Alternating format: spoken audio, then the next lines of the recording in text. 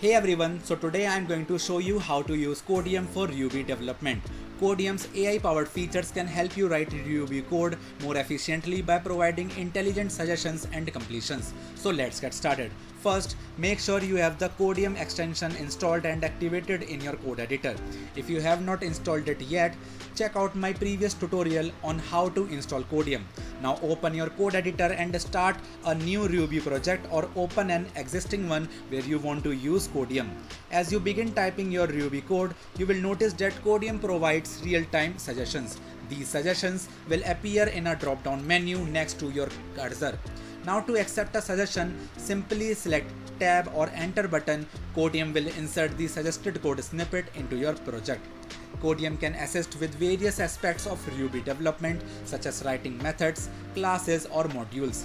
It offers intelligent suggestions based on best practices and common patterns. For example, if you start typing a method definition, Codeium will suggest the complete method signature including parameter types and return type, helping you write code faster and with fewer errors.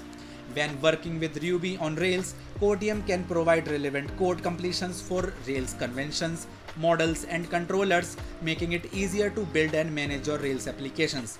Codeium also helps with error reduction by suggesting correct syntax and flagging potential issues as you type, making your Ruby code more robust and error-free. To customize Codeium's behavior for Ruby, go to the extension settings and adjust preferences like the number of suggestions shown, language-specific settings, and many more. Use Codeium's refactoring suggestions to improve your code quality. It can recommend optimizations and better coding practices to enhance the performance and readability of your Ruby code. And that's it. You have successfully learned how to use Codeium for Ruby development.